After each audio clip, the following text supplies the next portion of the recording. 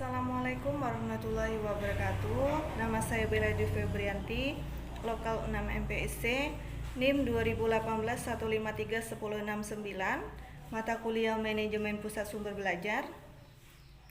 Dosen pengampu Bapak Amiruddin, materi yang ketiga pelaksanaan Pusat Sumber Belajar.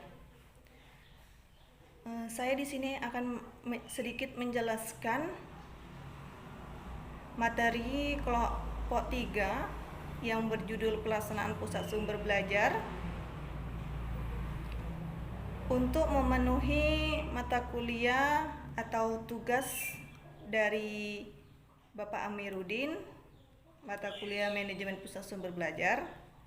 Pertama-tama kita jelaskan apa itu pelaksanaan. Pelaksanaan adalah sebagai sebuah kegiatan pekerjaan dengan orang-orang secara pribadi atau kelompok untuk mencapai tujuan organisasi. Kemudian pusat sumber belajar. Pusat sumber belajar suatu unit dalam suatu lembaga, khususnya satuan pendidikan, sekolah atau universitas, dalam berperan mendorong efektivitas serta optimalisasi fungsi yang meliputi fungsi media, fungsi pelatihan dan konsultasi pembelajaran, fungsi pengadaan dan pengembangan, dan fungsi lainnya yang relevan untuk meningkatkan efektif dan efisien pembelajaran. Kemudian ada peran pusat sumber belajar, yaitu mengkoordinasi, mengawasi, mengevaluasi tugas-tugas seksi perpustakaan, laboratorium IPA, laboratorium bahasa, dan laboratorium komputer. Kemudian yang kedua ada merencanakan atau melaksanakan kegiatan-kegiatan yang pembinaan personil sekolah dalam rangka meningkatkan kualitas atau profesi untuk mencapai hasil yang optimal atau maksimal. Yang ketiga ada merencanakan dan menyelenggarakan kegiatan-kegiatan yang bersifat inovatif.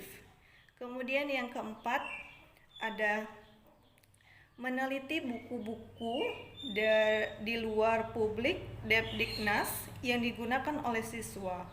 Kemudian yang kelima ada merencanakan atau mengadakan studi banding atau penelitian di luar provinsi atau di luar kota. Kemudian ada fungsi pusat sumber belajar. Fungsi pusat sumber belajar ini ada beberapa macam. Yang pertama ada fungsi pengembangan sistem instruksional. Fungsi ini masuk ke dalam jurusan atau staf tenaga pengajar secara individu di dalam membuat rancangan. Hal ini meliputi yang pertama merencanakan kurikulum, yang kedua identifikasi pilihan program instruksional, yang ketiga seleksi peralatan dan bahan ajar, yang keempat perkiraan biaya, yang kelima pendataan lembaga, pengembangan sistem instruksional bagi staf pengajar, yang keenam ada perencanaan. Kemudian yang kedua ada fungsi informasi. Ada beberapa macam sumber informasi seperti puskom, perpustakaan komputer, bahan baca, radio, televisi, perorangan, lembaga, dan sebagainya. Kemudian ada fungsi pelayanan media, yaitu fungsi ini berhubungan dengan pembuatan program media dan pelayanan pendukung yang dibutuhkan oleh staf pengajar, yang meliputi yang pertama ada sistem pengguna media untuk kelompok besar, yang kedua ada sistem pengguna media untuk kelompok kecil, kemudian yang keempat ada fungsi produksi, yaitu menyiapkan karya seni asli, kedua produksi transparan.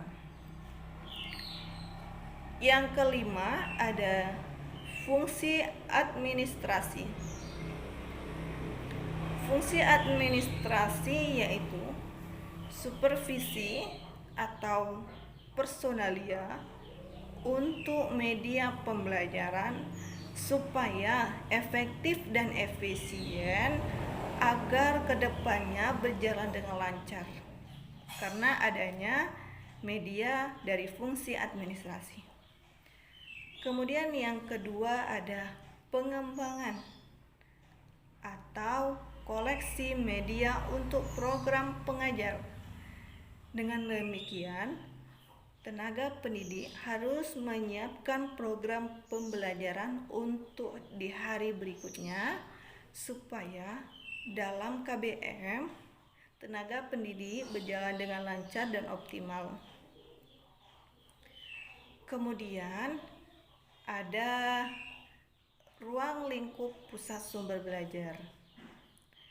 Ruang lingkup pusat sumber belajar yaitu perencanaan pembelajaran yang teratur dari silabus rencana pelaksanaan pembelajaran bahan ajar seperti pelaksanaan pembelajaran atau kegiatan yang berkaitan dengan model-model pembelajaran dan penilaian hasil belajar dan bahan ajar material.